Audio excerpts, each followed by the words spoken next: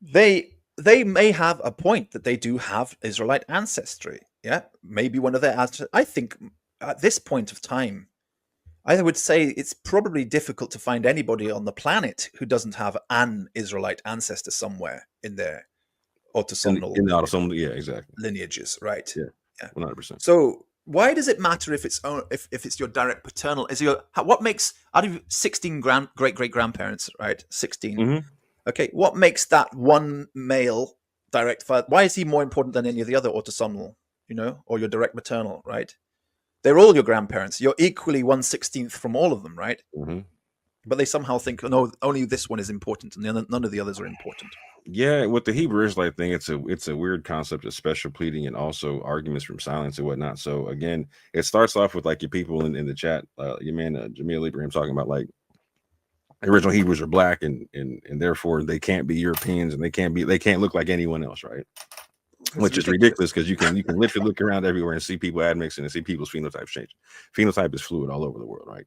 There's no Yeah. special DNA that makes it to where your phenotype just stays what it is and never changes when you admix with people who don't look like you. I've been on your show. There were people who were so furious because I'm white, Right. and they're like, "No way, he doesn't have haplogroup E." It's like, no, no, he's not. It's like, what I do, but why Right. does it matter? And Why I've does it got matter? haplogroup B's, which means like somewhere down the line we got a paternal ancestor, right? Like so, Right, like this is how, and if we go right, back far enough, we go to Adam, right? This is what the right. genetics, you know, what I'm saying we got the same mutation accumulation. Go back to A00 with it, right? This is the problem with the racist mind. It's very, very badly educated. Very, Yeah. very badly educated Yes. for a start. That's the first problem, isn't it? And then when you get religion mixed into it with it, that makes it even worse. But Mhm. we have something, not just the racist mind and religion mixed in. We've unfortunately got very clear political agendas being pushed by very specific groups who Yes. want to take control of all power, and that's a problem too, because these people are very, very clever. They know Hmm. very well how Hmm. to, basically these people own the patent on most of our some elements in most of our mobile phones, Hmm. and they can control what we see until you gently, gradually pull us around. If you've got your nose stuck in your mobile phone, which many Hmm. people do, they can gradually, gently drop a drip of information here, a drip of information there, a drip of information there, and gradually pull you around to a particular stance, which they say that'll do. That's sufficient. You don't have to be on their side. This is what people don't understand. You don't have to be on their side. You don't have to be a friend of these people. You can hate them as long as you agree with their argument that that's true. I.e., for example, that Ashkenazi Jews are all Khazars and we have non-Jewish origin. And only Ashkenazi Jews are non-Jewish in our origin. As long as you accept that, oh yes, Ashkenazi Jews are all Khazars, and Khazars are not Jewish and have no Jewish origin, then they're happy with you. And they'll say, oh, how racist you are to say such a thing. But they're still happy because they're the one who wants you to say that sort of thing, because they're Hmm. not going to come out and kill us, even though some of their less educated members are very proud to say that they want to kill us and they want the rest of us to burn. Hmm. They want the non-Jews to kill us. So they'll say, "Oh, how racist you're being," but inside they're smiling because they're saying, "I'm very glad that you're saying what Right. I wanted you to say." Exactly. Mm. It's very unfortunate.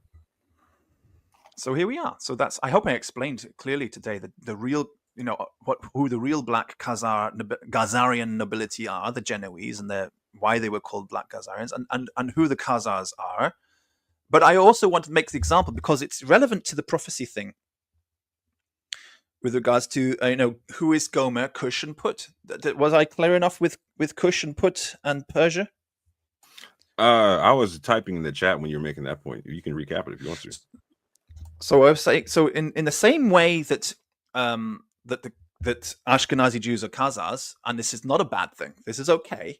This is fine. This doesn't mean we're not Jews. It doesn't mean that the Khazars are not Israelite. Okay, they have Israelite origin. In the same way, the Sephardim are Umayyads, the Beta Israel are Cush, and the Mizrahim are Persians.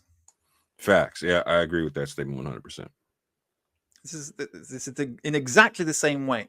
And when we forget that, then we can sort of not notice what's happening right under our noses with regards to the establishment state of Israel and how it's gone, this militaristic country which over the past 80 years has developed.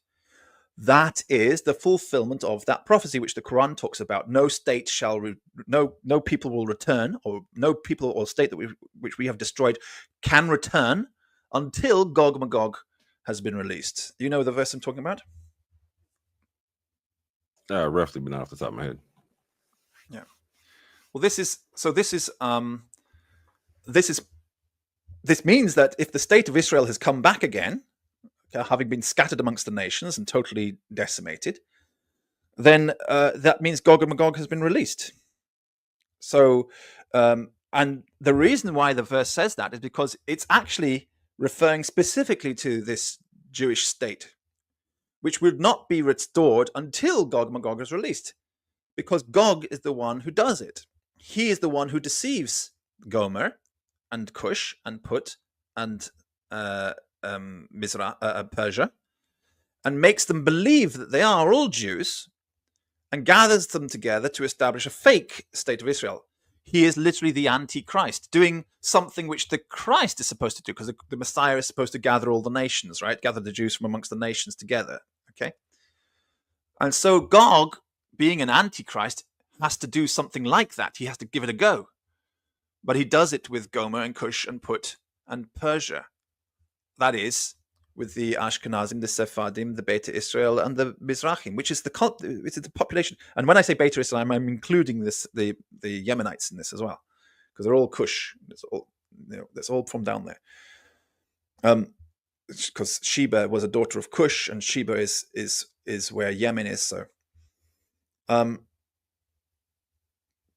this is the false Jewish army, which creates the false Jewish kingdom, which everybody is thinking is the real Jews and represents the real Jews. So I'm trying just really to get that point across. Well, now thank you for coming into the studio to explain that. It seems like nobody else really wants to pop in.